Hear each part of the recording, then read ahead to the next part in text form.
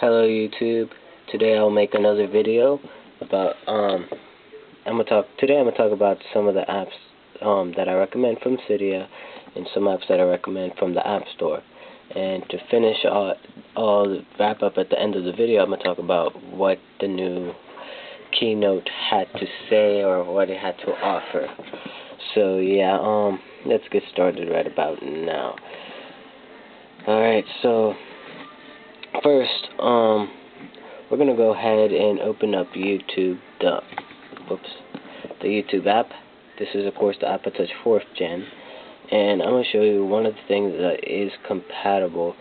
Your tube is compatible with iOS 4.1. It's a little buggy, like when I leave an app, stuff happens. So let me just go ahead and put a new video.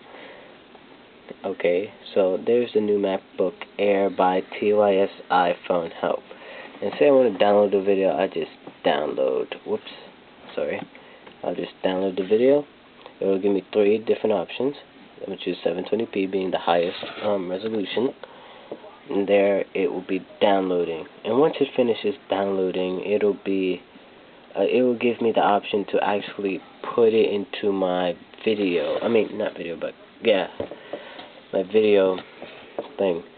Another thing that works, last time I didn't know how to get it to work, but for some strange reason it actually works now.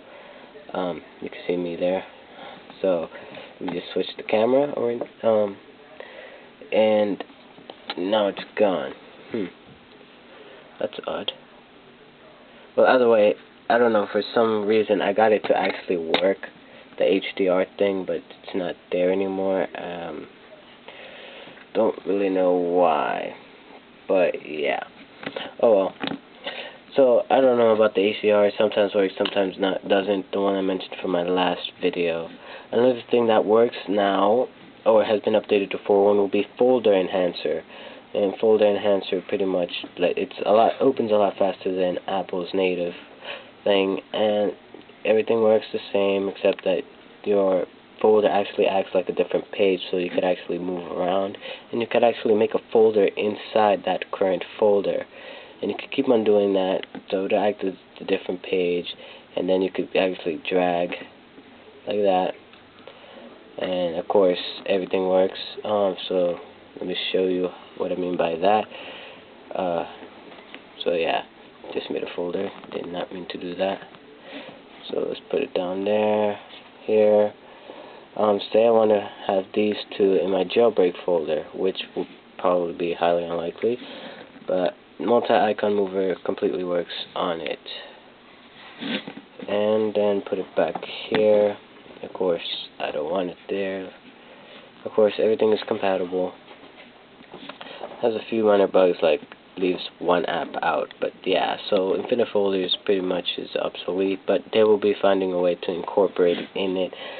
So yeah, you could finally have folders inside folders, etc. and all that, depending on what you want to do with your, if you use folders or not.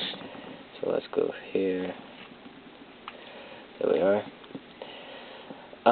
Another useful thing will be, what's it called? It's a theme on Cydia. It's called Unify Music and Video, I believe.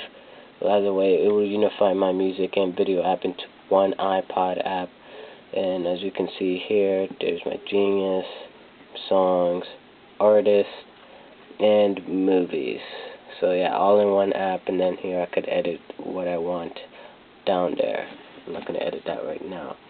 The only problem with that is it will not appear in your multitasking, but it will appear if you have expose. It will appear in your expose, like right there. The expose thing is called multi-flow, so I would recommend downloading multi-flow now that it works for 4.1. So yeah, multi-flow. As you can see, I have all this other stuff. I would also recommend downloading SwitcherMod, and SwitcherMod pretty much technically just lets you have the little minuses directly there, and if you don't have remove recents like I do, any closed apps will be faded But here, since I have removed recents, it won't show, but you could actually move it directly as well, based on priority. And say I want to open up an my mail app. If I open that up, and then go here and double press, the mail will actually be in front, so the most recent will be up front. I used to have SB settings and SBRotator and LSRotator are both compatible with 4.1, but I really don't like it, so I just took it off. But just to let you people know, SBRotator and LSRotator do work on 4.1. And if you don't know what SBRotator is, when you put it sideways and the whole screen turns, as well as lock LSRotator, where you put it sideways, it'll actually appear sideways. So I believe that will be it. For a multitasker, you could also use SwitcherPlus, which SwitcherPlus is also working for 4.1, and technically what it does is have the multitasking switcher on your lock screen, and technically just open up an app from there. Now guys, for the Appstore apps, I really don't have that many. I put them here. I do recommend Sonic the Hedgehog. Recommend Sonic the Hedgehog, Cut the Rope, and Plants vs. Zombies for this week, and that is pretty much it for the App Store apps. So please check them out. So most of you already know Plants vs. Zombies, Cut the Rope, and whatever. You've seen other video reviews about it. I'm not going to go in depth because of time purposes. Another thing, guys, emulators work perfectly fine. Like the GbsPhone emulator works perfectly fine on the iOS 4.1. So say here I want to play Fire Emblem, it'll work fine. The only thing is that you have to actually do something to actually save states and stuff. So yeah, it works perfectly fine, especially with the A4 processor. It'll make it run really smooth. As for the Nintendo 64 emulator, was the other one I tested. I actually deleted it since I did not like the graphics it provided and how bad the controls were. So if you want the Nintendo 64 or the Game Boy emulator, you can actually go ahead and download those. Well, in other news, guys, one last app from the App Store I do highly recommend is iPtt. If you don't know what it is, it's a chat client, technically, talking to other people. If you do decide to get the app, I would recommend tuning into channel 3.6. As for that is the iPhone chat room. You could even see famous people like Dino Zambus on sometimes, and you could actually get all your iPod information there, and you could even give your own information and have a little talk about stuff. So yeah, I do recommend iPtt on channel 3.6, but make sure to talk, and it will run in the background perfectly well. Not too bad. So yeah, guys, that's one thing. So just for video purposes, I'm gonna take that off for right now. Let's see. I was going to do, oh yes guys, one more thing. If you did not know, you could actually watch the new Apple Keynote. Let me go here. Whoops, sorry, I'm actually using the viewing the camera just to do this. So if you did not know, there's a new MacBook Pro that Apple made recently, starting at $999 and up, I think going all the way up to $1599 being the most expensive. So yeah, you could go to apple.com and view this recent the new MacBook Air, and that is the only update they did with their Macs products. In other news,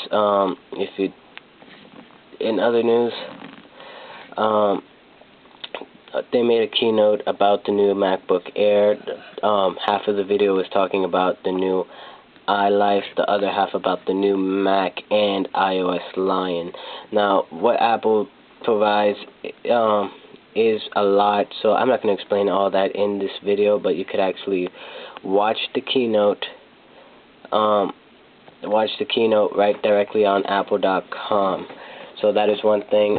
One of the basic things that the keynote provided was that Apple has found a way to incorporate everything in the iPad into the new MacBook Air. Technically, that would mean they took away the CD, optical, and hard drive, so it'll be running on pure solid state drive or SSD.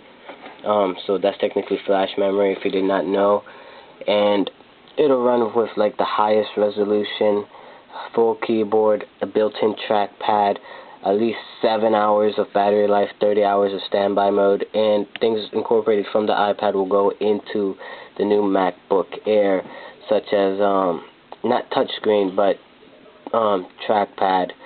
So it'll have flash storage, as I said, all the way going up to I think 256 if I'm not mistaken.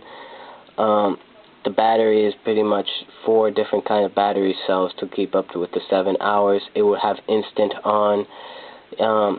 So if you could just, it will act like an iPod with instant on, going all the way up to I think 2.4 gigahertz of speed, if I'm not mistaken, but starting at $999. And they have 2 models, one 13-inch and the other one 15-inch. So if you want to get the new iPad, not the iPad, the new MacBook Air, I really would recommend it.